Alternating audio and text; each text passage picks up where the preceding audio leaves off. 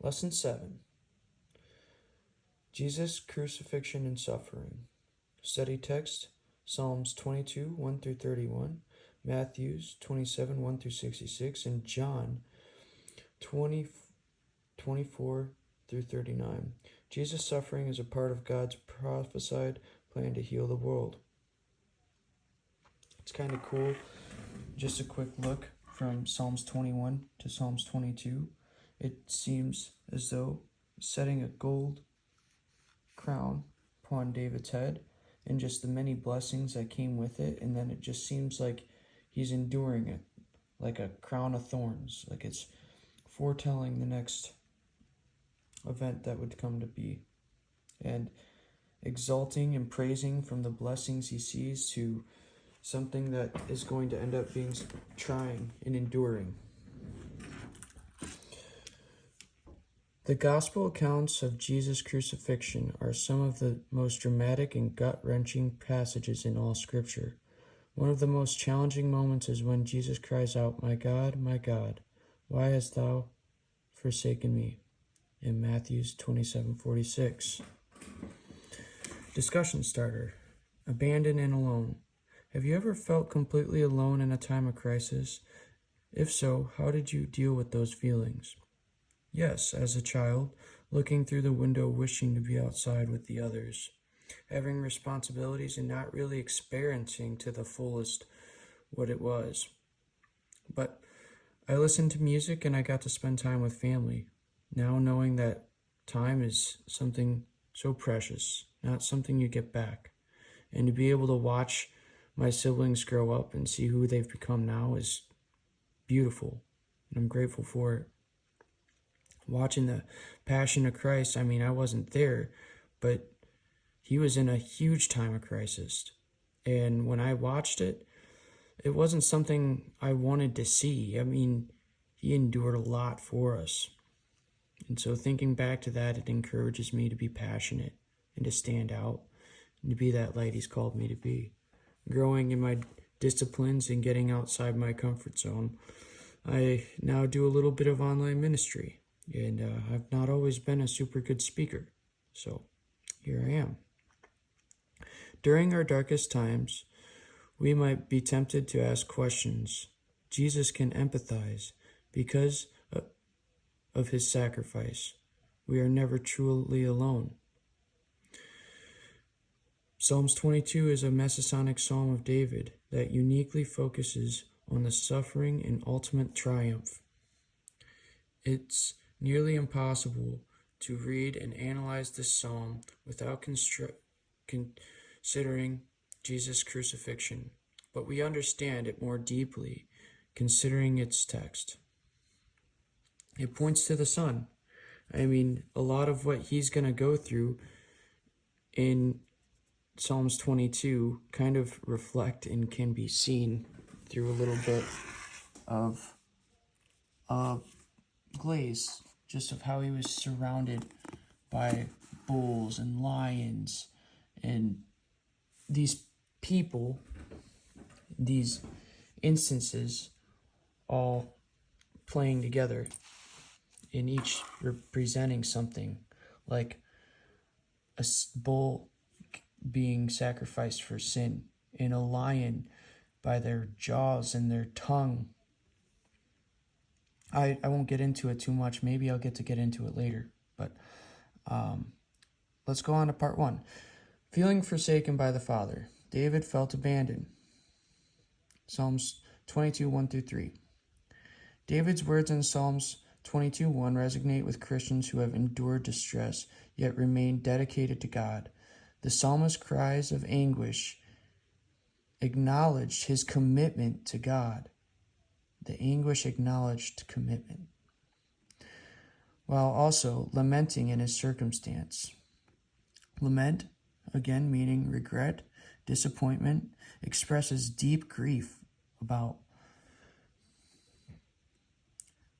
I thought of James 1 and diverse temptations and how we might respond to those we love in the moment, or react rather than respond, From David's perspective, Reality seems to contradict what he had learned about God's character. I'll actually read that piece of scripture later because it kind of aligns with something else later, so it's cool. And even in what David faced, never turned away. He endured, and he had long suffering, which is also a fruit in the New Testament. He provided a beauty from the wreckage of the situation. Now we can all relate to it, having our own situations that we go through. David knew God promised to be near his people, but he felt far away. What can we do when he feels far away?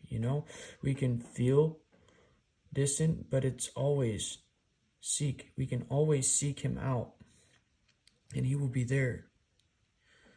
Seek and ye will find. David knew God answers those who call upon him, but he seems silent. In the midst of the trial and the tribulation, to respond properly in tests, like Job, all he went through, and it just determined and helped growth, the integrity and the diligence within the situation. David knew God would never forsake the righteous,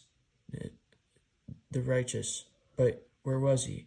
Well, he didn't intervene till 22 verses 21 and 22. I wrote down this in the front. It said, circumstances by our choice, with pride and ego, our will, can interfere with how others might react to a nowadays standpoint, and also God prepares a way through and a way when there seems to be none. Verse 3 makes it clear that even amidst his sorrow and the sense of abandonment, David's faith had integrity, right, in God's character and did not waver. And so this is when I'll go back to James, starting at verse 2. My brethren, count it all joy when you fall into diverse temptations, knowing this, that the trying of your faith worketh patience, but let patience have her perfect works, that ye might be perfect and entire, wanting nothing. If any of you lack wisdom, let him ask of God, that giveth to all men liberally and upbraideth not, and it shall be given to them. But let him ask in faith, nothing wavering. For he that wavereth is like a wave of the sea, driven and tossed by the winds. And then verse 8 says, an double-minded man is unstable in all his ways. So, we got to have integrity in our walk with God. David looked back to the way God's presence had dwelled among his people and rescued them when they cried out to him. Would God not intervene again? He always does. Those testimonies that we have, he repeats them. He works on our behalf for those who love him. I already hit that part, so I don't have to repeat it. How do we sustain our faith while bringing our honest, raw questions to God?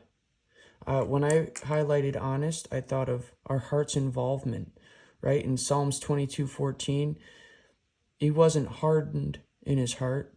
He was broken in his heart, like Psalms 34:18. David always did it right. Are we questioning in anger with God, or are we maybe turning to him brokenhearted? So don't question in doubt is something that I wrote. And we look to the word for the answer. In times, answer is revealed with relationship with. Long suffering even, we go through it. And then an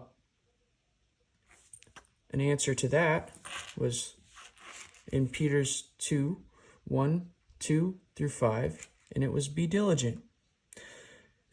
That was rather fitting for this section because I said that up here not even knowing. So I'll go ahead and provide 2 Peter 1:2-5 and just what else is mentioned. Thank you.